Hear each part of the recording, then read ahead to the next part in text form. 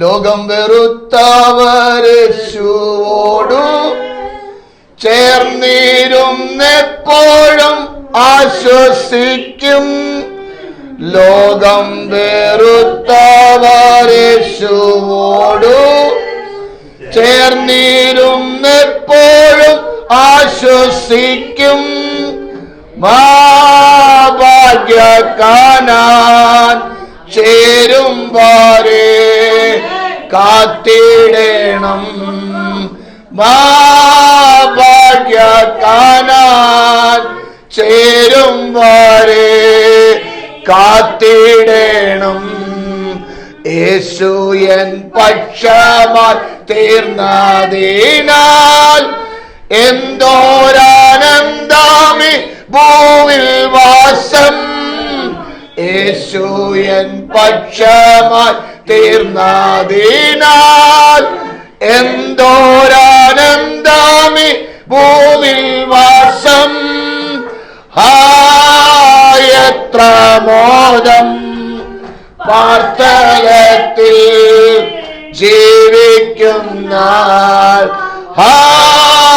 എത്ര മോദം പാർത്തലത്തിൽ ജീവിക്കുന്ന.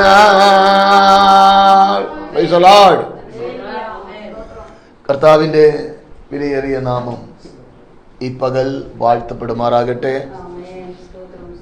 ദൈവസന്നിധിയിൽ നമുക്കായിരിക്കാൻ സ്വർഗത്തിലെ ദൈവം സഹായിക്കുന്ന ദൈവ കൃപയ്ക്കായിട്ട് സ്തോത്രം ചെയ്യുന്നു.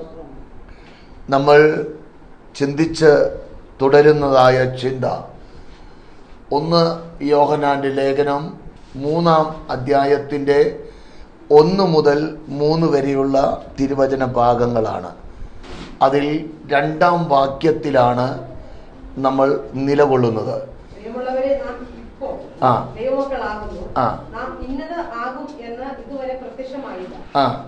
അവൻ പ്രത്യക്ഷനാകുമ്പോൾ നാം അവനെ താൻ ഇരിക്കും പോലെ തന്നെ കാണുന്നതാകൊണ്ട് അവനോട് സദൃശന്മാരാകും എന്ന് നാം ഇപ്പോൾ ദൈവമക്കൾ ആകുന്നു.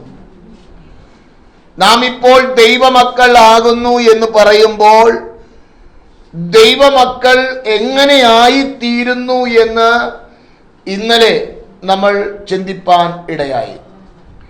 എന്നാൽ ഈ ദൈവമക്കളായി കഴിഞ്ഞാൽ ദൈവമക്കളിൽ ദൈവം ആഗ്രഹിക്കുന്ന ചില സവിശേഷതകളുണ്ട്. സ്തോത്രം. ദൈവമക്കളായി കഴിഞ്ഞാൽ പിന്നെ എങ്ങനെയും ജീവിക്കാമെന്ന് ആരും ചിന്തിക്കരുത്. അങ്ങനെ ചിന്തിക്കുന്നുവെങ്കിൽ അത് തെറ്റാണ്. ദൈവിക സാന്നിധ്യം ഉണ്ടാകും എന്ന് ഒരുറപ്പും വേദപുസ്തകം പറയുന്നില്ല. കാരണം നമ്മെ വിളിച്ചതായ ദൈവം വിശുദ്ധനായ ദൈവമാണ്. ആ ദൈവത്തോട് അനുരൂപരാകുവാൻ വേണ്ടിയാണ് നമ്മളെ എന്ത് ചെയ്തത്? വിളിച്ചത്. അതുകൊണ്ടാണ് ഒരു ശുദ്ധ ഹൃദയത്തിന് ഒരു ദൈവ പൈതൽ ഉടമയായി മാറണം. ഒന്നും കൂടെ അത് വ്യക്തമാകണമെങ്കിൽ 1 പത്രോസിന്റെ ലേഖനം 3-ാം അധ്യായത്തിന്റെ 20-21 വാക്യങ്ങൾ കൂടെ ഒന്ന് ചേർത്ത് വായിച്ചാൽ ചില വസ്തുതകൾ അവിടെ പറയുന്നത് കാണുവാൻ കഴിയും.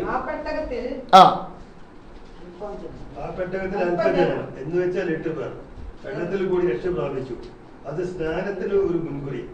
സ്നാനമോ ഇപ്പോൾ ജഡത്തിന്റെ അഴുക്ക് കളയുന്നതായിട്ടല്ല, ദൈവത്തോട് നല്ല മനസാക്ഷിക്കായുള്ള അപേക്ഷയായിട്ടത്ര. അപ്പൊ എന്തിനു വേണ്ടിയാണ് ഒരു ദൈവ പൈതൽ സ്നാനമേൽക്കുന്നത്?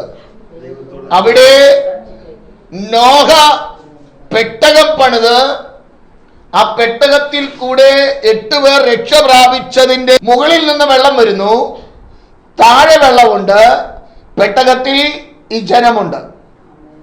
അങ്ങനെ അവർ ആ പെട്ടകത്തിൽ കൂടെ എന്ത് ചെയ്തു? സ്നാനമേറ്റ് ആ ഒരു അനുഭവത്തിനുടമകളായി തീർന്നു എന്നാണ് അവിടെ പറയുന്നത്. എന്നിട്ടാണ് പറയുന്നത് ജഡത്തിന്റെ അഴുക്ക് കളയുവാൻ വേണ്ടിയല്ല, പിന്നെ എന്തിനു വേണ്ടിയാണ്? ദൈവത്തോട് ഒരു നല്ല മനസാക്ഷിക്ക് വേണ്ടിയുള്ള ഒരു അപേക്ഷയാണ് സ്നാനമെന്ന് ദൈവവചനം വിളിച്ചു പറയുക. സ്തോത്രം. അപ്പോൾ ആ നല്ല മനസാക്ഷി എവിടെയെങ്കിലും നഷ്ടപ്പെട്ടിട്ടുണ്ടെങ്കിൽ ഇന്ന് പകലിൽ അതിനെ പുനഃസ്ഥാപിക്കേണ്ടതായ ഒരു ദിനമായി മാറട്ടെ. ആമേൻ. ഹല്ലേലൂയ. നിനക്ക് ഇഷ്ടമുള്ളതുപോലെ പോകുവാൻ വേണ്ടിയല്ല ദൈവം നിന്നെ വീണ്ടെടുത്തത്. ഹല്ലേലൂയ. തന്റെ പുത്രനെ കാൽവരി ക്രൂശിൽ യാഗമാക്കിയത് ദൈവത്തോട് അനുരൂപരാകുവാനാണ് ദൈവം വിളിച്ചതെങ്കിൽ നീ ഒരു നല്ല മനസ്സാക്ഷിക്ക് ഉടമയായി മാറണം. ഈ നല്ല മനസാക്ഷി ഉണ്ടെങ്കിൽ മാത്രമേ അകത്ത് പരിശുദ്ധ ആത്മാവ് വസിക്കൂ. പുത്രന്റെ ആത്മാവും അകത്ത് കാണുകയുള്ളൂ. ഇല്ലേ ചിലപ്പം ആത്മാവ് ഉണ്ടെന്ന് പറഞ്ഞ് നടക്കുന്നത് പുത്രന്റെ ആത്മാവായിരിക്കില്ല, കുഞ്ഞപ്പന്റെ ആത്മാവായിരിക്കും. അതും കുറച്ച് കാര്യങ്ങളൊക്കെ പറയും. അതിന് ഉദാഹരണമാണ് വെളിച്ചപ്പാടുത്തി. കൃത്യമായ കാര്യം പറയുന്നത്. ഇന്നത്തെ പാസ്റ്റർമാരാണെങ്കിൽ ഒരു 3 ദിവസം ഉപവാസ പ്രാർത്ഥന അവളെ വിളിച്ചെന്ത് ചെയ്തേനെ? സ്തോത്രം. കറക്റ്റ് ദൂതല്ലേ, ഒരു മാറ്റവും ഇല്ല. ഇത്രയും കൃത്യതയോടുകൂടെ ദൂത് പറയുന്നവന്റെ സഹോദരി ദൈവാത്മാവിലല്ലാതെ പിന്നെ ഏതാത്മാവില പറയുക? സ്തോത്രം. പക്ഷെ ദൈവാത്മാവുള്ളവൻ അല്പം കേട്ട് കഴിയുമ്പോൾ മുഷിഞ്ഞു, തിരിഞ്ഞൊരൊറ്റ യാതന കൊടുത്തു. ഓർണ എന്ത് ചെയ്തു? കുഞ്ഞപ്പം വിട്ട് സ്ഥലം വിട്ടു. സ്തോത്രം. ആമേൻ. ഹല്ലേലൂയ. അത് കഴിഞ്ഞു കഴിയുമ്പം പൗലോസിനും ശീലാസിനും സുഖമായ വാസമല്ല കിട്ടിയത്. സ്തോത്രം. സ്തോത്രം. അപ്പം ഇത് പിശാചിനോട് മല്ലിടുന്നത് നല്ല പണിയല്ല. ചിലപ്പോൾ എന്തുണ്ടാകാൻ സാധ്യതയുണ്ട്. അതുകൊണ്ടാണ് ഈ പരിപാടി ആരും നടത്താത്തത്. ആളുകൾക്ക് ഇഷ്ടമല്ല. പ്രവചനം പിന്നെ കുഴപ്പമില്ലല്ലോ, തട്ടി വിട്ടിട്ട് പോവാം, ആവശ്യമുള്ള കാശും കിട്ടും. ഇത് ഈ പണി നടത്തുമ്പോൾ എന്ത് ചെയ്യണം? പിശാച് പോകണം. പോയി കഴിഞ്ഞാലും വേണ്ടതുപോലെ കാശ് കിട്ടില്ല. അധ്വാനം കൂടുതലാണ്, കൂലി കിട്ടൂല. മറ്റത് അധ്വാനം കുറവാണ്, കൂലി കൂടുതൽ കിട്ടുകയും ചെയ്യും. നടക്കോ നടക്കില്ല എന്നുള്ളത് വേറെ കാര്യം. മിക്കവാറും നടക്കാറില്ല. കത്തിച്ചങ്ങ് വിടുക. യഥാർത്ഥമായ ദൈവാത്മാവിന്റെ സാന്നിധ്യമുണ്ടെങ്കിൽ ഒരു വ്യക്തിയിൽ വ്യാപരിക്കുന്ന ആത്മാവ് ഏതാണെന്ന് തിരിച്ചറിയാം. സ്തോത്രം. കാരണം ഇത് രണ്ടും കൂടെ ചേരില്ല. സ്തോത്രം. അപ്പോൾ പുത്രന്റെ ആത്മാവ് ഉള്ളവന്റെ ജീവിതത്തിൽ വിശ്വാസത്തിന് വർധനവുണ്ടാകും. ആമേൻ. അത് വിലയേറിയ വിശ്വാസമാണ് നമ്മിൽ പകർന്നിരിക്കുന്നത്. ആ പകർച്ച, അതിന് വളർച്ച ഉണ്ടാകും. സ്തോത്രം. മക്കളാക്കി തീർത്തതിന്റെ പ്രധാനപ്പെട്ട ഉദ്ദേശം എന്ന് പറയുന്നത് തേജോരൂപിയായ പുത്രന്റെ സ്വരൂപത്തോട് അനുരൂപരാകുവാൻ വേണ്ടിയാണ്. പരമാധികാരിയായ ദൈവം ആഗ്രഹിക്കുന്നത് അതാണ്. പുത്രന്റെ സ്വരൂപത്തോട് എന്താകണം? അനുരൂപരാകണം. ഇന്ന് കാഹള ശബ്ദം കേട്ടാൽ രൂപാന്തരപ്പെടണമെന്ന്. കുരുട്ടും കുന്നായ്മയും അകത്തുണ്ടെങ്കിൽ നീ രൂപാന്തരപ്പെടില്ല. അതിന് വേദപുസ്തകം പറയുന്ന വാക്ക് തന്നെ ഞാൻ ചേർത്ത് പറയാം. റോമാലേഖനം 8-ാം അധ്യായത്തിന്റെ 14-ാം വാക്യത്തിൽ ദൈവാത്മാവ് രേഖപ്പെടുത്തി വെച്ചിരിക്കുന്നത്, ദൈവാത്മാവ് നടത്തുന്നവൻ ഏവരും ദൈവത്തിന്റെ മക്കളാകുന്നു. അപ്പോൾ ദൈവാത്മ നിയോഗത്താൽ യാത്ര ചെയ്യുന്ന ഒരു ദൈവ പൈതലാണ് എന്താകുന്നത്? ദൈവമക്കളാകുന്നത്. ഇഷ്ടമുള്ള വഴിയിലൂടെ നടക്കുന്ന ഒരു വ്യക്തി ആരല്ല. അതിന് പാസ്റ്ററാണെങ്കിലോ സ്തോത്രം. പാസ്റ്റർമാർക്ക് ഒഴിവൊഴിവൊന്നുമില്ല. ചൊവ്വ നേരെ ശുശ്രൂഷ ചെയ്ത് കഴിഞ്ഞാൽ നിത്യത ചെല്ലുമ്പം മറ്റാർക്കും കിട്ടാത്ത ഒരു കിരീടം കിട്ടും. ചൊവ്വ നേരെ ചെയ്താൽ, മുഖപക്ഷം കാണിക്കാതെ പണി നടത്തിയാൽ, ദൈവവചനം യഥാർത്ഥമായി പ്രസംഗിച്ചാൽ, നിത്യത ചെല്ലുമ്പോൾ നിങ്ങൾക്ക് ആർക്കും കിട്ടാത്ത ഒരു കിരീടം ആർക്കും കിട്ടും? ശുശ്രൂഷകന് കിട്ടും. അത് കൊതിച്ചിട്ട് കാര്യമില്ല, കിട്ടൂല മറ്റാർക്കും. സ്തോത്രം. അത് കിട്ടണമെങ്കിൽ ദൈവാത്മാവ് ആഗ്രഹിക്കുന്നത് പോലെ, ദൈവാത്മാവ് പറയുന്നത് പോലെ ആ ശുശ്രൂഷ ചെയ്തവർക്ക് മാത്രമാണ് ലഭിക്കുകയുള്ളൂ. സ്തോത്രം. ആമേൻ. അപ്പോൾ ദൈവാത്മാവിന്റെ നടത്തിപ്പിന് ഒരു ദൈവ പൈതൽ കീഴ്പ്പെടണം. അവിടെ എന്തില്ല? ഒരു കോംപ്രമൈസും ഇല്ല. ഇനി ആരെങ്കിലും ഉണ്ടെന്ന് പറഞ്ഞാൽ അവൻ ഏറ്റവും വലിയ തട്ടിപ്പുകാരനാണ്. അത് ഏത് കൊമ്പത്ത വ്യക്തിയായാലും തട്ടിപ്പിന്റെ ആശാനാണ്. കാരണം ഒരു ദൈവ പൈതലിൽ പകർന്നിരിക്കുന്നത് ദൈവത്തിന്റെ പുത്രന്റെ ആത്മാവാണ്. പുത്രൻ കൂടെ കൊണ്ടു നടന്നവരെ കുരുട്ടും കുന്നായ്മയും ചെയ്തിട്ടല്ല കൊണ്ടു നടന്നേ. വ്യക്തമായൊരു മാതൃക കാണിച്ചു തന്നിട്ടാണ് പുത്രൻ ഈ ലോകം വിട്ടുപോയത്. ആമേൻ. ആ പുത്രൻ മാതൃക കാട്ടിത്തന്ന ആ മാതൃക പ്രകാരം ശുശ്രൂഷ ചെയ്യുവാൻ, ജീവിപ്പാൻ കടപ്പെട്ടവരാണ് ദൈവമക്കൾ. സ്തോത്രം. നിത്യത ആഗ്രഹിക്കുന്നു എങ്കിൽ ഇത് ചെയ്തേ മതിയാകൂ. എടാ, ഈ ലോകത്തിലെ ലോക വ്യവസ്ഥ ഒരു വാക്ക് പോലും ഒരു ഇതുപോലും തെറ്റാതെ ചെയ്യും. വിശുദ്ധ വേദപുസ്തകത്തിന്റെ മുൻപിൽ വരുമ്പോൾ അതിപ്പോ അങ്ങനെയായ കുഴപ്പമില്ല. പക്ഷെ പുസ്തകം കുഴപ്പമുണ്ടെന്നാ പറയുന്നേ. ആമേൻ. അമേരിക്കക്ക് പോകാനോ ജർമ്മനിക്ക് പോകാനോ UK പോകാനോ ആ ഗവൺമെന്റ് പറയുന്നത് അനുസരിച്ച് കൃത്യതയോടുകൂടി കാര്യങ്ങൾ ചെയ്യും. ഏതെങ്കിലും ഒരു കാര്യം എനിക്ക് അത് ചെയ്യാൻ ഇച്ചിരി ബുദ്ധിമുട്ടുണ്ട്, ഞാൻ ചെയ്യുന്നില്ലെന്ന് പറഞ്ഞ പൊക്കളം പറയും. അങ്ങോട്ട് ആ രാജ്യത്തേക്ക് പോകാൻ വിസ കിട്ടില്ല. ഇനി അവിടെ ചെന്നിട്ട് കുരുത്തക്കേട് കാണിച്ചു കഴിഞ്ഞാൽ ശരിക്കും എന്ത് ചെയ്യും? പണി കിട്ടും. ഈ ലോകത്തിൽ ഒരു രാജ്യത്തിന്റെ നിയമം ഇത്രയും കർശനമെങ്കിൽ നിത്യരായ ദൈവം നിത്യതയ്ക്കായി തെരഞ്ഞെടുത്ത ദൈവമക്കളോടുള്ള ബന്ധത്തിൽ ദൈവം എന്താക്കുമെന്നാണ് നിങ്ങൾ ചിന്തിക്കുന്നത്? ഒരു കൺസെഷനും ദൈവം ഒരു വ്യക്തിക്കും കൊടുത്തിട്ടില്ല. അങ്ങനെ കൊടുത്തിരുന്നുവെങ്കിൽ ആദ്യം ലഭിക്കേണ്ടത് മോശയ്ക്കാണ്. മോശയെ ദൈവം ശുശ്രൂഷയ്ക്ക് നിയോഗിച്ചത് ഇസ്രായേൽ ജനത്തെ മിസ്രയീമിന്റെ അടിമത്തത്തിൽ നിന്ന് വിടുവിച്ച് വാഗ്ദത്ത കനാൻ ദേശം അളന്നു കൊടുക്കുവാൻ വേണ്ടിയാ. എന്നാൽ അവനോട് പറഞ്ഞതായ ഒരു കാര്യം,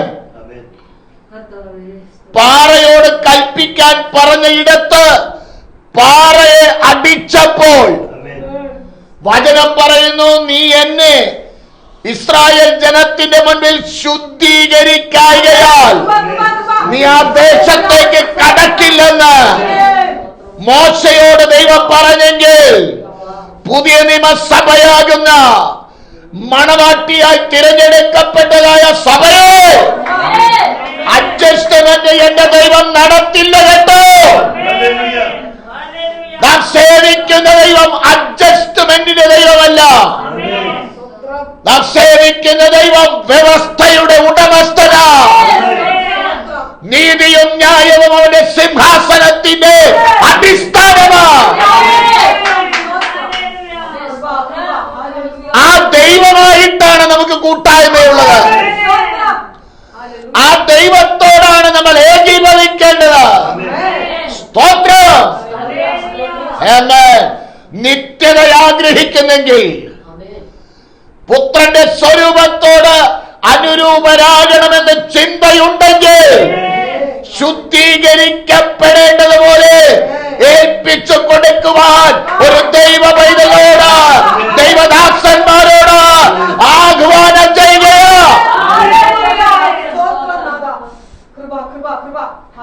നിനക്ക് ഇഷ്ടമുള്ളതുപോലെയല്ല ദൈവത്തെ സേവിക്കേണ്ടത്. ദൈവത്തെ സേവിക്കുവാൻ വ്യക്തമായൊരു മാതൃക ദൈവം നൽകിയിട്ടുണ്ട്. സ്തോത്രം. ഹല്ലേലൂയ. പ്രൈസ്. പത്രോസ് 1-ാം അധ്യായത്തിന്റെ 13 മുതൽ 16 വരെയുള്ള തിരുവചന ഭാഗങ്ങൾ. മനസ്സുറപ്പിച്ച് നിർമ്മതരായി യേശുക്രിസ്തുവിന്റെ പ്രത്യക്ഷതയെങ്കിൽ നിങ്ങൾക്ക് വരുവാനുള്ള കൃപയിൽ പൂർണ്ണ പ്രത്യാശ വെച്ചുകൊള്ളു. ആകയാൽ നിങ്ങളുടെ മനസ്സ് എന്ത് ചെയ്യണം? ഉറപ്പിക്കണം. അടുത്ത പദം ശ്രദ്ധിച്ചോ. നിർമ്മതരായി. നിർമ്മതരായി, കറയില്ലാത്ത അനുഭവത്തിനുടമയായി യേശു ക്രിസ്തുവിന്റെ പ്രത്യക്ഷതയെങ്കിൽ നിങ്ങൾക്ക് വരുവാനുള്ള കൃപയിൽ പൂർണ്ണ പ്രത്യാശ വെച്ചുകൊള്ളുവിൻ. സ്തോത്രം. അത് കഴിഞ്ഞ് പരിശുദ്ധയാത്മാവ് അടുത്ത വാക്യത്തിൽ ചില കാര്യങ്ങൾ രേഖപ്പെടുത്തുന്നുണ്ട്. വായിച്ചു. പണ്ട് നിങ്ങളുടെ അജ്ഞാനകാലത്ത് ഉണ്ടായിരുന്ന മോഹങ്ങളെ മാതൃകയാക്കാതെ. അപ്പോൾ പണ്ട് എന്ന് പറയുമ്പോൾ സ്നാനമേൽക്കുന്നതിന് മുൻപ്, ഒരു ദൈവ പൈതലായി തീരുന്നതിന് മുൻപ്, അത് അജ്ഞാന കാലമാണെന്നാണ് വചനം പറയുന്നത്. അപ്പോൾ അജ്ഞാന കാലത്ത് നിനക്ക് ഇഷ്ടമുള്ളിടത്ത് പോയിരുന്നു, ഇഷ്ടമുള്ളത് നീ ചെയ്തിരുന്നു, ഇഷ്ടമുള്ള രീതിയിൽ നീ സംസാരിച്ചിരുന്നു. ഇനി അങ്ങനെ പാടില്ല. ഒന്നും കൂടെ വ്യക്തമാകണമെങ്കിൽ ലേവ്യ പുസ്തകം 18-ാം അധ്യായത്തിന്റെ 1 മുതൽ 3 വരെയുള്ള തിരുവചന ഭാഗങ്ങൾ ഒന്ന് ചേർത്ത് വായിച്ചു.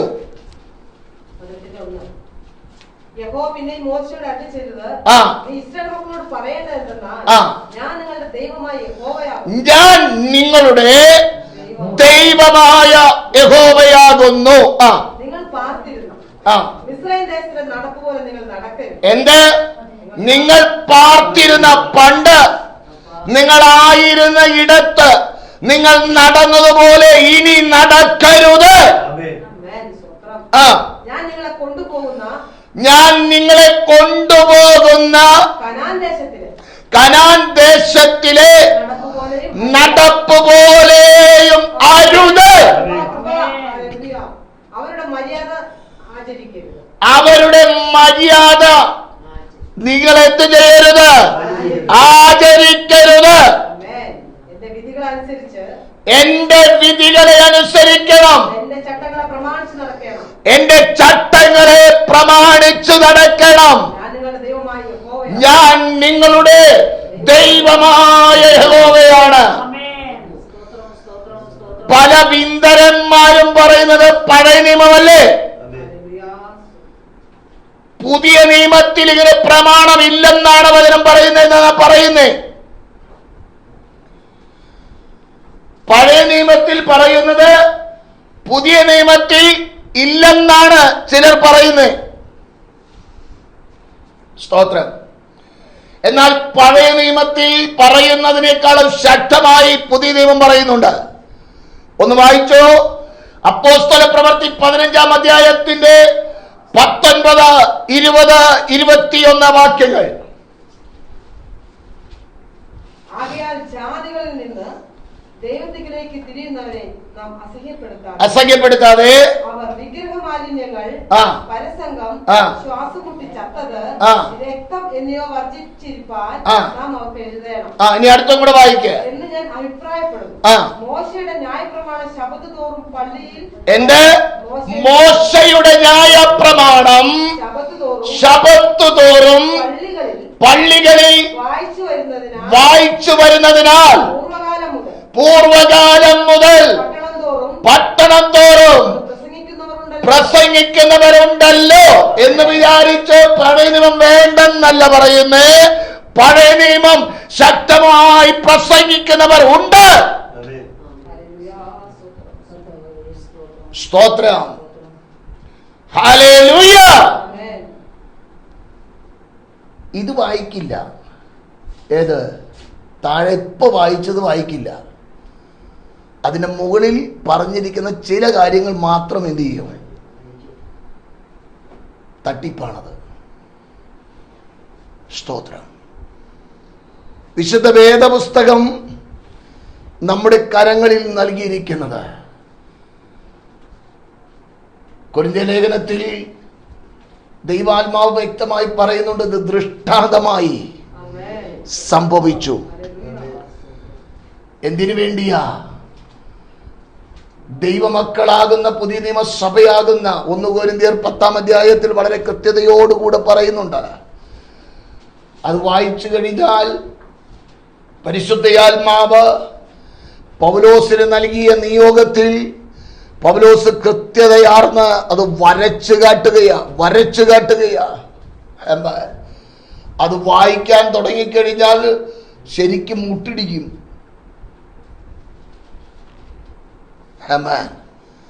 ഇതൊന്നും എന്ത് ചെയ്യില്ല, കൂട്ടിവെച്ച് പണി നടത്തില്ല. ഏതെങ്കിലും ഒരു വാക്ക് മാത്രം, ഒരു വാക്ക് മാത്രം എന്ത് ചെയ്യും? അടർത്തിയെടുത്തിട്ട് എന്ത് ചെയ്യും? Praise the Lord. ദൈവമക്കളെ ദൈവം വിളിച്ചിട്ടുള്ളത് പണ്ട് അജ്ഞാനകാലം. ആ മോഹങ്ങളെ എന്ത് ചെയ്യരുത്? മാതൃകയാക്കരുത്. പിന്നെ ഏതാ മാതൃകയാക്കേണ്ടത്? ദൈവവചനം വളരെ കൃത്യതയോടുകൂടെ കാര്യങ്ങൾ പറയുന്നുണ്ട്. കൊരിന്ത്യർക്ക് എഴുതിയ 1-ാം ലേഖനം 10-ാം അധ്യായം ഒന്ന് എടുത്തേ. അതിനകത്ത് പരിശുദ്ധയാത്മാവ് ദൈവിക നിയോഗം പ്രാപിച്ച് എഴുതിയിരിക്കുന്ന വാക്കുകൾ, അതിന്റെ 6-ാം വാക്യം, 10-ന്റെ 6 ആദ്യം വായിച്ചേ. ഇത് നമുക്ക് ദൃഷ്ടാന്തമായി സംഭവിച്ചു, അവൾ മോഹിച്ചതുപോലെ നാമും ദുർമോഹികൾ ആകാതിരിക്കാൻ. അപ്പൊ എന്തിനു വേണ്ടിയാണ് ഇത് നമുക്ക് അവരുടെ ജീവിതത്തിൽ സംഭവിച്ചത്? പുതിയ നിയമസഭയ്ക്ക് ദൃഷ്ടാന്തമാണ്. ആമേൻ. എന്നിട്ടാണ് താഴെ വിവരണം കൊടുക്കുന്നത്. 8 മുതലുള്ള വാക്യം. അവരിൽ ചിലർ പ്രസംഗം ചെയ്ത് ഒരു ദിവസത്തിൽ 23,000 പേർ വീണുപോയതുപോലെ പ്രസംഗം ചെയ്യരുത്. അവരിൽ ചിലർ പരീക്ഷിച്ച് സർപ്പങ്ങളെ നശിച്ചു പോയതുപോലെ നാം കർത്താവിനെ പരീക്ഷിക്കരുത്. അവരിൽ ചിലർ പിറുപുറത്ത് സംഹാരിയെ നശിച്ചു പോയതുപോലെ നിങ്ങൾ പിറുപുറക്കുകയും വരുത്. ഇത് ദൃഷ്ടാന്തമായിട്ട് അവർക്ക് സംഭവിക്കും. കണ്ടോ?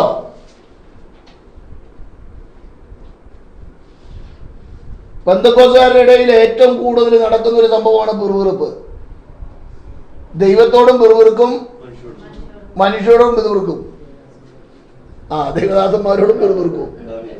ഉപദേശം പറഞ്ഞു കഴിഞ്ഞാൽ ദൈവദാസന്മാരോടും പിറുപിറുക്കും. സ്തോത്രം. ആമേൻ.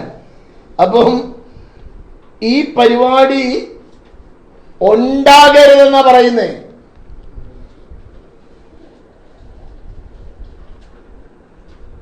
ഇത് ഞാൻ പറയുന്നതല്ല, മാറ്റമില്ലാത്ത വചനം പറയുന്നതാ. സ്വർഗത്തിൽ എന്നേക്കും സ്ഥിരമായ വചനം പറയുന്നതാ. സ്തോത്രം. പഴയ നിയമം വേണ്ട, കുഴപ്പമില്ല, നീ അങ്ങെത്തില്ലെന്നേ ഉള്ളൂ. വേറെ പിന്നെ കുഴപ്പം?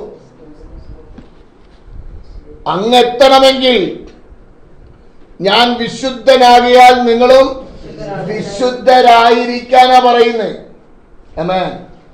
സ്തോത്രം.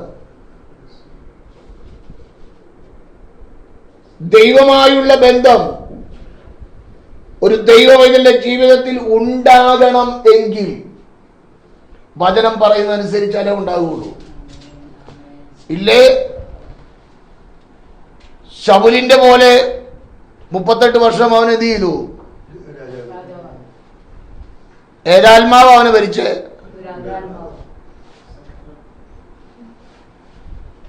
രാജാവാണ്, പക്ഷെ ആത്മാവ് വേറെയാ. ചൊവ്വ നേരെയുള്ള ആത്മാവ് കൊണ്ട് 2 വർഷം ഇരുന്നുള്ളൂ.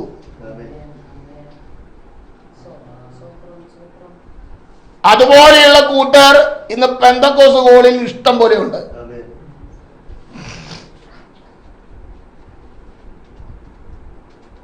ദൈവാത്മാവല്ലെന്നേ. ഒരുവനിൽ ദൈവാത്മാവുണ്ടെങ്കിൽ ദൈവവചനം അനുസരിക്കുവാനുള്ളൊരു വെമ്പൽ ഹൃദയത്തിനകത്തുണ്ടാകും.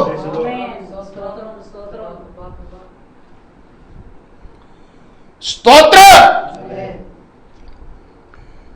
അത് നിങ്ങൾ മനസ്സിലാകണമെങ്കിൽ അബ്രഹാമിനോട് ദൈവം പറയുന്ന ഒരു വാക്ക്, അവിടെ എഴുതിയിരിക്കുന്ന പദം എങ്ങനെയാണ്? അബ്രഹാമിനെ പരീക്ഷിച്ചത് എങ്ങനെ എന്തെന്നാൽ, നീ സ്നേഹിക്കുന്ന നിന്റെ മകൻ ഇസഹാക്കിനെ എന്ത് ചെയ്യണം? ഹോമയാഗം കഴിക്കണം. അന്ന് തന്നെ കഴിക്കാൻ പറഞ്ഞെങ്കിൽ കുഴപ്പമില്ലായിരുന്നു. അപ്പം അബ്രഹാം അതികാലത്തെ എഴുന്നേറ്റു. ടൂറ് പോകാൻ വേണ്ടിയല്ല, മകനെ യാഗം കഴിക്കാൻ.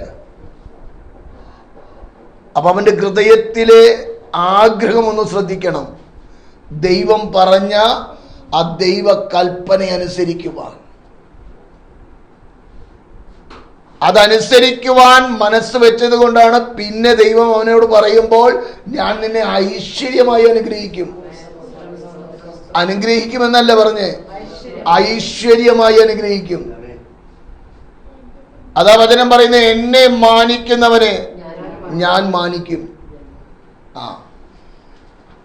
പലപ്പോഴും പലതിങ്ങനെ വട്ടം കറങ്ങുന്നതിന്റെ കാരണം ചില ഇടങ്ങളിൽ വേണ്ടതായ മാന്യത നമ്മൾ കൊടുക്കാത്തത് കൊണ്ടാണ് പലപ്പോഴും ഇങ്ങനെ കറങ്ങേണ്ടി വരുന്നത്. ദൈവവചനത്തിന്റെ മുൻപിൽ നമ്മൾ എന്ത് ചെയ്യരുത്? മുഷ്ക് കാണിക്കരുത്. ദൈവിക ജ്ഞാനത്തിന്റെ മുൻപിൽ നമ്മുടെ അറിവ് എന്തുണ്ട്? എന്തെങ്കിലും ഉണ്ടോ? എന്നിട്ടാണ് ചോദിക്കുന്നത്, അങ്ങനെ ഇങ്ങനെ ആയപ്പോ എന്നെ കുഴപ്പം. എനിക്കത് കേൾക്കുമ്പം അങ്ങ് പെരുത്ത് കയറും. പിന്നെ മിണ്ടാതിരിക്കുന്നത് ദൈവകൃപയുള്ളത് കൊണ്ടാണ്. അപ്പോൾ ദൈവമായുള്ള ബന്ധത്തിൽ യാത്ര ചെയ്യുന്ന ദൈവവൈതലേ, വേർപാട് അനിവാര്യമാണ്. സ്തോത്രം. ആമേൻ. ലേവ്യ പുസ്തകത്തിലെ തിരുവചന ഭാഗം വായിച്ചേ. 3-ാം വാക്യം, 18:3. മിസ്രയീം ദേശത്തിലെ നടപ്പുപോലെ നിങ്ങൾ നടക്കരുത്. ഞാൻ നിങ്ങളെ കൊണ്ടുപോകുന്ന കനാൻ ദേശത്തിലെ നടപ്പുപോലെയും അരുത്. എന്താ കാര്യം? ഞാൻ നിങ്ങളുടെ ദൈവമായ യഹോവയാണ്. സ്തോത്രം. അതുകൊണ്ട് ആ തിരുവചന ഭാഗങ്ങളൊക്കെ കോർത്തിണക്കി പുതിയ നിയമത്തിലേക്ക് വരുമ്പോൾ പരിശുദ്ധയാത്മ നിയോഗത്താൽ അപ്പോസ്തലന്മാർ തങ്ങളുടെ ശുശ്രൂഷ മേഖലകളിൽ പറയുന്ന വാക്കാണ്, ന്യായപ്രമാണം വായിച്ചു വരുന്നവർ, അത് ശുശ്രൂഷിക്കുന്നവർ പണ്ട് മുതൽക്കേ ഉണ്ട്. ആമേൻ. സ്തോത്രം. വേർപാട് അനിവാര്യമാണ്. വേർപാട് അനിവാര്യമാണ് എന്നുള്ളതിന്റെ കൃത്യമായ ഒരു മാതൃകയാണ് കൊരിന്ത്യർക്ക് എഴുതിയ ലേഖനത്തിൽ പരിശുദ്ധയാത്മാവ് വരച്ചു കാട്ടുന്നത്. സ്തോത്രം. ഇത് നിങ്ങൾക്ക് ദൃഷ്ടാന്തമായി അവർക്ക് സംഭവിച്ചു. ലോകാവസാനം വന്നെത്തിയിരിക്കുന്ന നിങ്ങൾക്ക് ബുദ്ധിപദേശത്തിനായി എഴുതിയിരിക്കുന്നു. ആകയാൽ താൻ നിൽക്കുന്നു എന്ന് തോന്നുന്നവൻ വീടാതിരിപ്പാൻ നോക്കിക്കൊള്ളട്ടെ. വേണമെങ്കിൽ മതിയെന്ന്, നിർബന്ധമില്ലാന്ന്, തല്ലി പഠിപ്പിക്കേണ്ടെന്ന് വചനം വളരെ കൃത്യതയോടുകൂടെ വേർപാട് വരച്ചു കാട്ടുകയാ. സ്തോത്രം. ഹല്ലേലൂയ. സഹോദരിമാര് വെറുതെക്കുന്നത് പാത്രം കഴുകുന്ന സമയത്താ. അടുക്കളയില് വെള്ളം തുറന്നു വിടും, വെറുതെ വെള്ളം വീഴുന്നത് പോലെ തന്നെ വെറുത്തോണ്ടിരിക്കും. സ്തോത്രം. അത് ആരും കേൾക്കാതിരിക്കാനാണ് ഈ പണി നടത്തുന്നത്.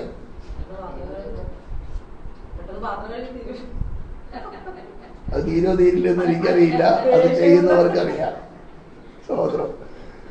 കൂടുതൽ വെറുക്കാനുണ്ടെങ്കിൽ പെട്ടെന്ന് തീരാൻ വഴിയില്ല. കുറച്ചേ ഉള്ളെങ്കിൽ എന്ത് ചെയ്യും, പെട്ടെന്ന് തീരും. കൂടുതലുണ്ടെങ്കിൽ ഇത് കഴുകുന്നതിനനുസരിച്ച് എന്ത് ചെയ്യും, വെറുപ്പും കൂടിക്കൊണ്ടിരിക്കും. സ്തോത്രം. കാരണം ഉള്ള ദേഷ്യം തീർക്കുന്നത് പിന്നെ പാത്രം വെക്കുന്ന വെപ്പ് കാണുമ്പോൾ അറിയാം ദേഷ്യം തീർക്കുന്നത്. അപ്പം വേദപുസ്തകം പറയുന്ന യാഥാർത്ഥ്യങ്ങളെ നമ്മൾ അവഗണിക്കരുത്. അപ്പോൾ പണ്ട് നിങ്ങളുടെ മോഹങ്ങളെ, അജ്ഞാനകാലത്തുണ്ടായിരുന്ന മോഹങ്ങളെ മാതൃകയാക്കരുത്. അടുത്ത തിരുവചന ഭാഗം പറയുന്നത് പത്രോസിന്റെ ലേഖനം, നിങ്ങളെ വിളിച്ച വിശുദ്ധന് ഒത്തവണ്ണം അനുസരണമുള്ള മക്കളായി എല്ലാ നടപ്പിലും വിശുദ്ധരാകണം. എങ്ങനെ? എല്ലാ നടപ്പിലും, അനുദിന ജീവിതത്തിൽ വിശുദ്ധി അനിവാര്യമാണ്. കാരണം രണ്ട് വിഷയമാണ് അതിന്റെ പ്രധാനപ്പെട്ട കാര്യം. എപ്പോഴാണ് മരണം എന്നറിയില്ല, എപ്പോഴാണ് കാഹള ശബ്ദം കേൾക്കുന്നത് എന്നറിയില്ല. അതുകൊണ്ടാണ് വചനം പറയുന്നത്, നനയാത്ത നാഴികയിൽ മനുഷ്യപുത്രൻ വരുന്നത് കൊണ്ട് ഒരുങ്ങി ഇരിപ്പിൻ. സ്തോത്രം. ആമേൻ. മുന്നറിയിപ്പാണ്. Praise the Lord. എന്നെ കേൾക്കുന്ന ദൈവമക്കളോട്, കേൾവിക്കാരോട് ദൈവാത്മാവിൽ വിളിച്ചു പറയുകയാ, പുത്രന്റെ സ്വരൂപത്തോട് അനുരൂപരാകുവാൻ നിന്നെ വിളിച്ചെങ്കിൽ, പുത്രന്റെ ആത്മാവ് നിന്നിലുണ്ടെങ്കിൽ, ആത്മാവിന്റെ നടത്തിപ്പിന് വിധേയപ്പെട്ട് മതിയാകൂ. സ്തോത്രം. ദൈവാത്മാവ് നടത്തുന്ന ഏവനും ദൈവത്തിന്റെ മക്കൾ. ഈ തിരുവചനം വായിക്കുമ്പോൾ അല്പം ഒന്ന് കിടുങ്ങണം,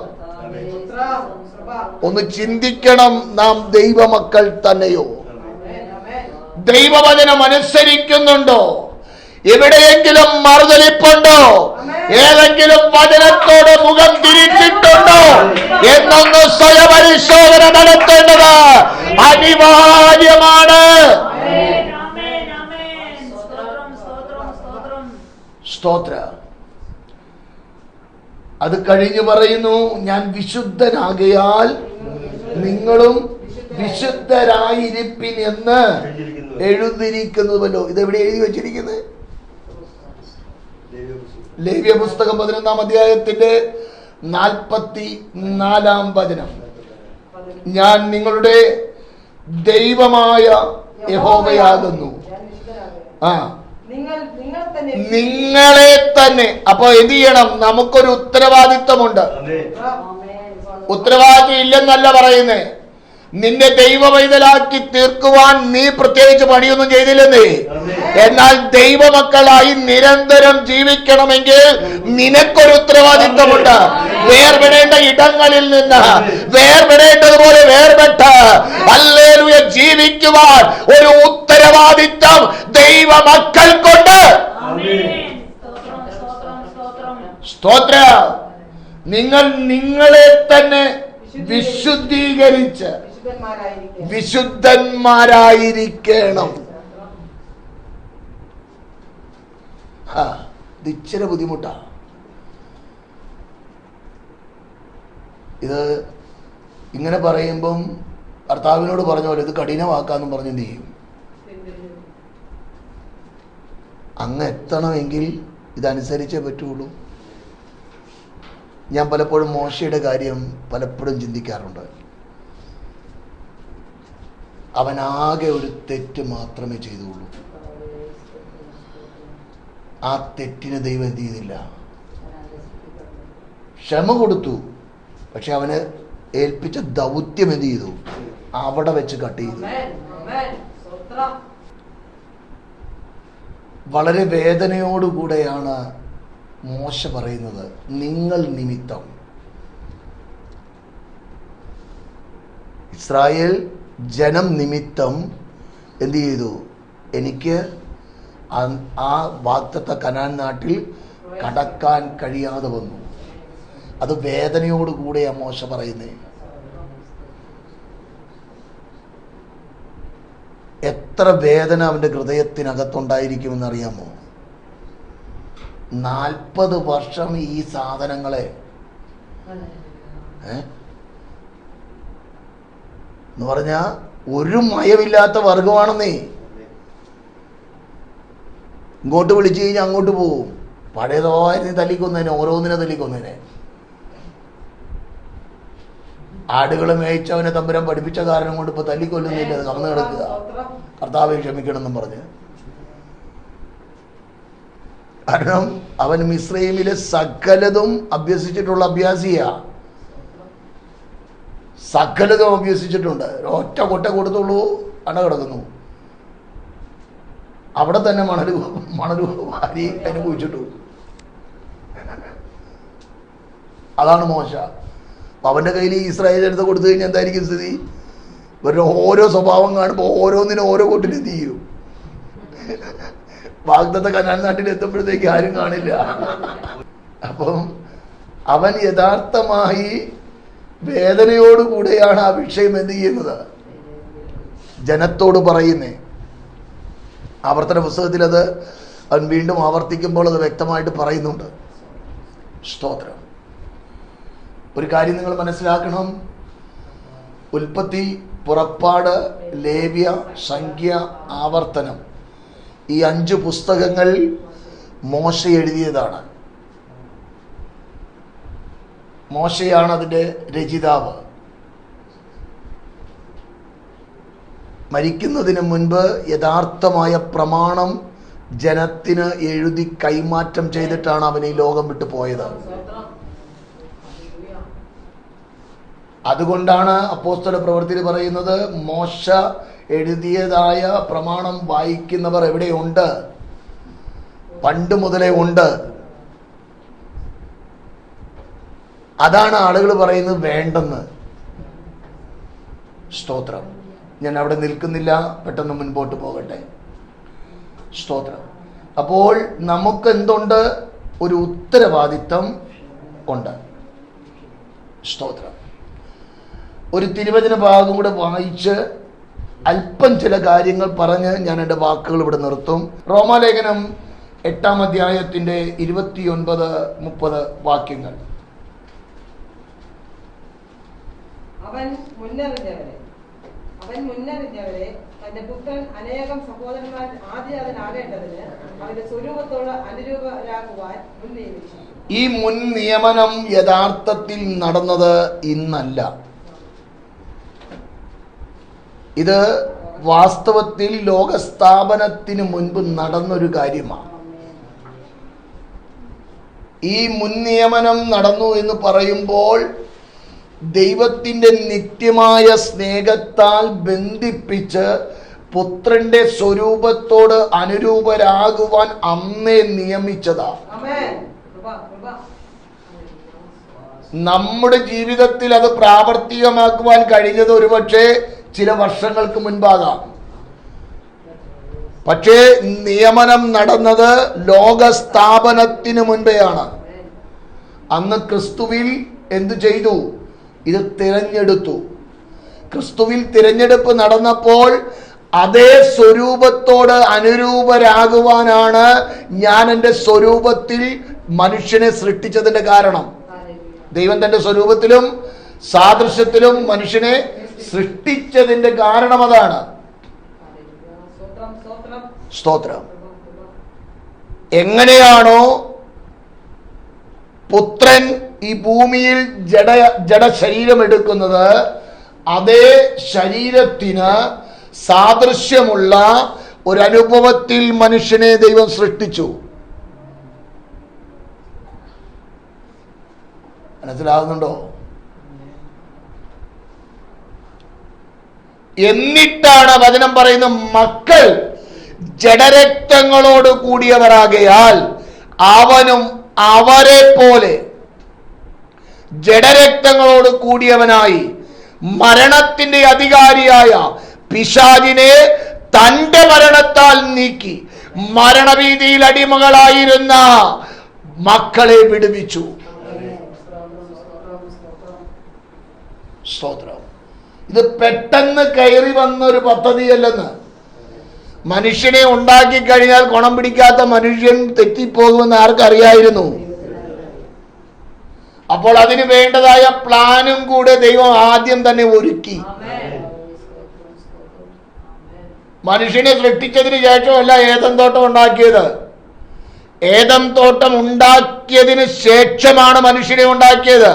എന്നിട്ട് കൂട്ടിക്കൊണ്ട് മനുഷ്യനെ ഏദൻ തോട്ടത്തിലാക്കുകയാണ് ചെയ്തത്. എന്നതുപോലെ മനുഷ്യവർഗം പാപത്തിൽ അകപ്പെടുമെന്നോ ദൈവിക പദ്ധതി വിട്ടവർ അകന്നു പോകുമെന്നോ അറിഞ്ഞതായ സർവജ്ഞാനിയായ ദൈവം ഹല്ലേലൂയ മുൻകൂട്ടി ഹല്ലേലൂയ തേജസ്സിന് വേണ്ടി ഒരുക്കിയതായ ഒരു കൂട്ടം ജനത്തെ കണ്ടുകൊണ്ട് ക്രിസ്തുവിൽ ഹല്ലേലൂയ ജനത്തെ തിരഞ്ഞെടുത്തു എന്ന് ദൈവവചനം വിളിച്ചു പറയുമ്പോൾ എന്നെ കേൾക്കുന്ന ദൈവങ്ങളെ, വിശുദ്ധ ജീവിതം അനിവാര്യമാണ്. സ്തോത്രം. അടുത്ത വാക്യം പറയുന്നു, മുൻ നിയമിച്ചവരെ വിളിച്ചു, വിളിച്ചവരെ നീതീകരിച്ചു, നീതീകരിച്ചവരെ തേജസ്കരിച്ചുമിരിക്കുന്നു. നാളെ ചെയ്യുമെന്നല്ല, ഓൾറെഡി ചെയ്തിരിക്കുന്നു എന്ന് ദൈവവചനം ശക്തമായി പറയുകയാണ്. ഇതിനോട് ചേർത്ത് പത്രോസിന്റെ ലേഖനം 1-ാം അധ്യായം 1 പത്രോസ് 1:3 മുതലുള്ള തിരുവചന ഭാഗങ്ങൾ വായിച്ചേ. നമ്മുടെ കർത്താവായ യേശു ക്രിസ്തുവിന്റെ പിതാവായ ദൈവത്തിന് സ്തോത്രം. അവ മരിച്ചവരുടെ നിന്നുള്ള യേശു ക്രിസ്തുവിന്റെ പുനരുദ്ധാനത്താൽ തന്റെ കരുണാധിക്യ പ്രകാരം നമ്മെ ജീവനുള്ള പ്രത്യാശയ്ക്കായി, എങ്ങനെ ജീവനുള്ള പ്രത്യാശ അന്ത്യകാലത്തിൽ അന്ത്യകാലത്ത് വെളിപ്പെടുവാൻ ഒരുങ്ങിയിരിക്കുന്ന വാക്ക് ശ്രദ്ധിക്കണം. ഒരുക്കുന്നതെന്നല്ല പറയുന്നേ, ഒരുങ്ങിയിരിക്കുന്ന. സണ്ണി വർഗീസിന് ലഭിക്കേണ്ടതായ തേജസ് എന്തെന്ന് ഓൾറെഡി തമ്പുരാൻ എന്ത് ചെയ്തിട്ടുണ്ട്? ഒരുക്കി വെച്ചിട്ടുണ്ട്. ഇവിടെ ഇരിക്കുന്ന ഓരോ വ്യക്തികൾക്കും നിത്യതയിൽ എത്തിയാൽ മതി, തേജസ് അവിടെ ഒരുക്കപ്പെട്ടിരിക്കുകയാണ്. ആ തേജസ്സിലേക്കാണ് ദൈവാത്മാവ് നമ്മെ നടത്തിക്കൊണ്ടിരിക്കുന്നത്. ആ തേജസ്സിനോട് ഹല്ലേലൂയ അനുരൂപരാകുവാൻ വചനമാകുന്ന ഹല്ലേലൂയ വചനമാകുന്ന മായമില്ലാത്ത പാലുകൊണ്ട് ഹല്ലേലൂയ വചനമാകുന്ന കണ്ണാടിയുടെ മുന്നിൽ നിർത്തിക്കൊണ്ട് കഴുകേണ്ടതിന് കഴുകി, ചെത്തേണ്ടതിനെ ചെത്തി, വെടിപ്പാക്കേണ്ടതിന് വെടിപ്പാക്കി ഒരുക്കിക്കൊണ്ടിരിക്കുകയാ.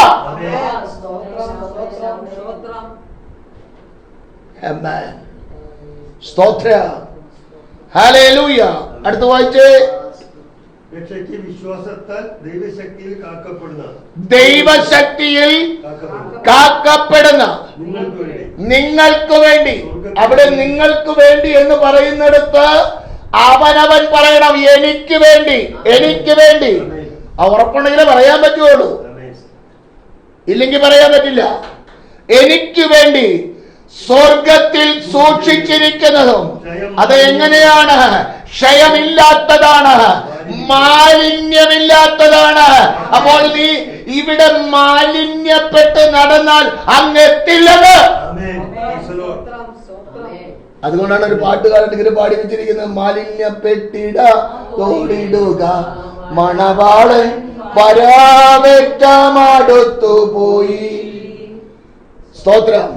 അപ്പോൾ മാലിന്യം, വാട്ടം എന്നിവ ഇല്ലാത്തതുമായ അവകാശത്തിനായി തന്നെ വീണ്ടും ജനിപ്പിച്ചിരിക്കുന്നു. കൃത്യതയാർന്ന ഒരു ദൈവിക പ്ലാൻ. ആ പ്ലാനിലേക്കാണ് ദൈവം നമ്മെ നടത്തുന്നത്. സ്തോത്രം. ഹല്ലേലൂയ. തോന്നിയ സമയത്ത് തോന്നിയതുപോലെ നടക്കുവാനല്ല ദൈവമക്കളാകുന്ന നമ്മളെ വിളിച്ചത്. നിന്നിൽ പരിശുദ്ധയാത്മാവുണ്ടെങ്കിൽ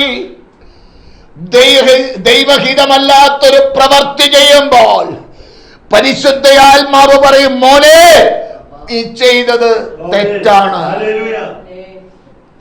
മോളെ നീ ചെയ്തത് തെറ്റാണ്, അത് ശരിയല്ല എന്ന് പരിശുദ്ധയാത്മാവ് ബോധ്യം നൽകും.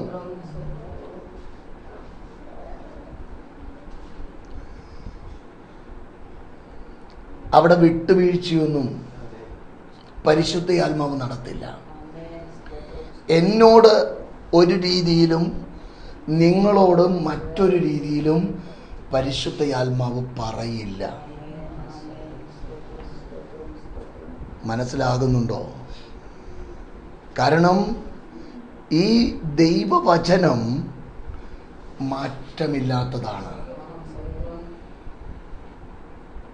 കാലം മാറുന്നതിനനുസരിച്ച് കോലം മാറില്ല.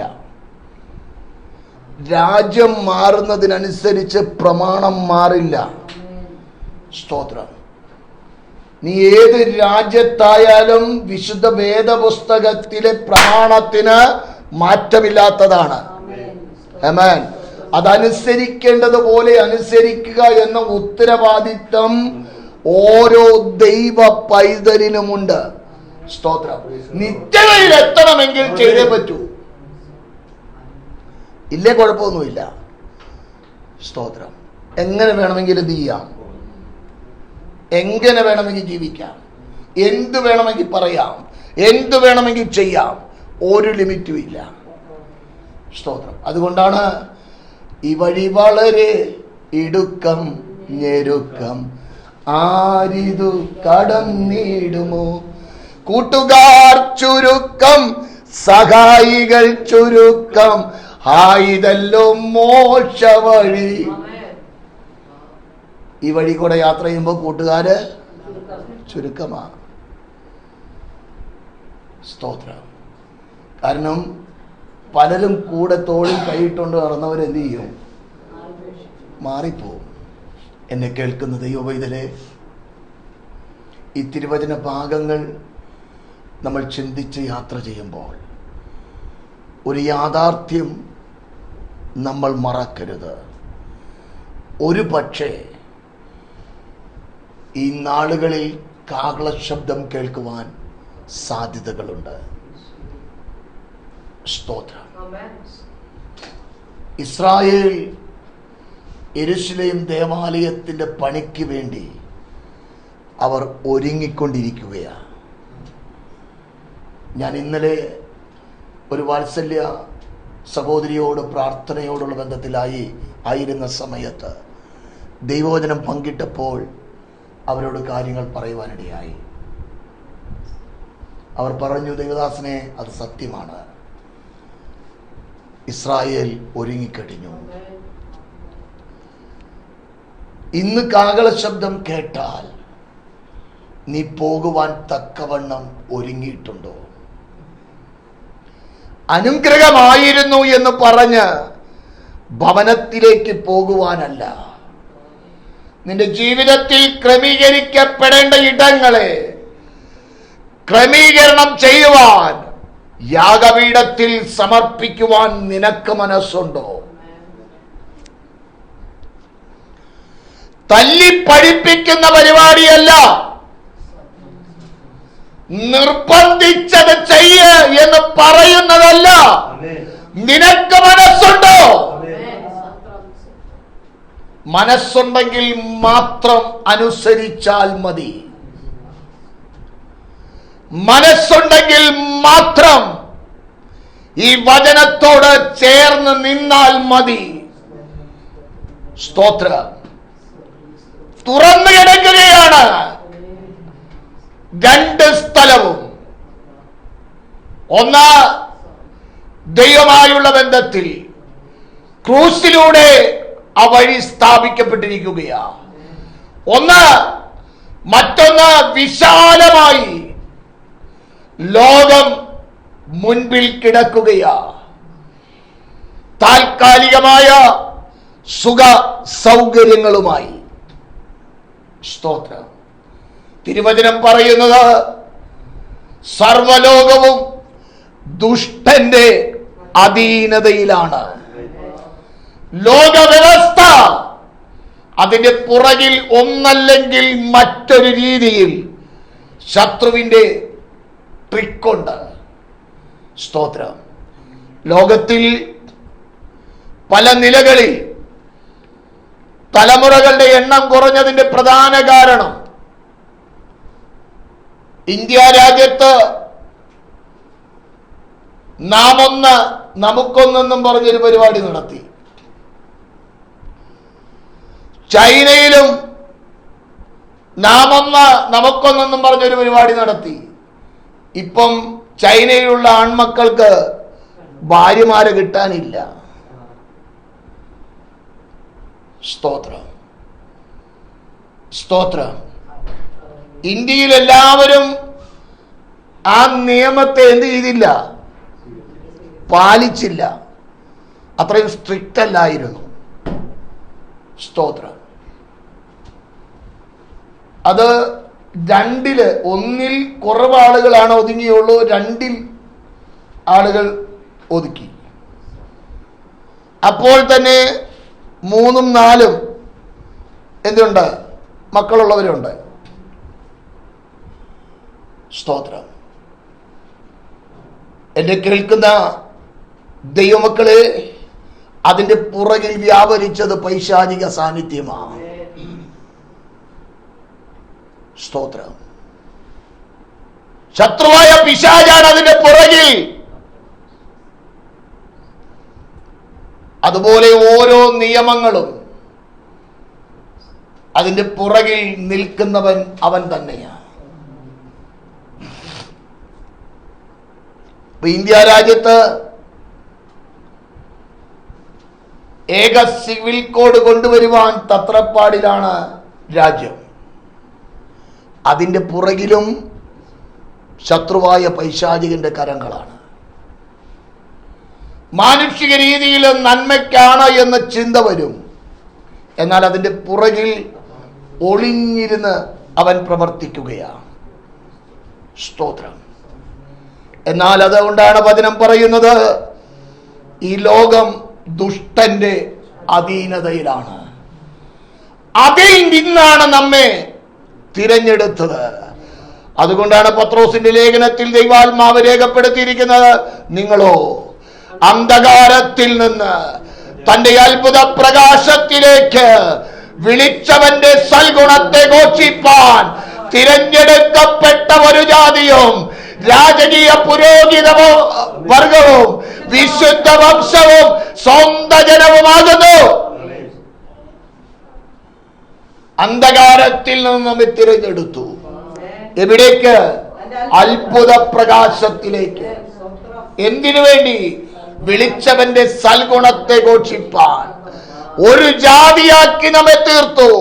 ഒരുപക്ഷേ പല കുടുംബങ്ങളിൽ പല ജാതികളിൽ പിറന്നവരായിരിക്കാം, എന്നാൽ ക്രിസ്തുവിൽ ഒരു ജാതിയാക്കി ദൈവം നമ്മെ തീർത്തു. സ്തോത്രം. ആമേൻ. ലോകം ജാതി തിരിച്ച് കണക്കെടുപ്പ് നടത്തുമ്പോൾ വിശുദ്ധ വേദപുസ്തകം കണക്കെടുപ്പ് നടത്തുന്നത്, നീ ദൈവ വൈതലാണോ? ഒരു ജാതിയാണ് നീ. ദൈവത്തിന്റെ മകനാണ്. ദൈവത്തിന്റെ മകനാണ്. വചനം പറയുന്നു, നാം ഇപ്പോൾ ദൈവമക്കളാണ്. സ്തോത്രം. അവൻ പ്രത്യക്ഷനാകും.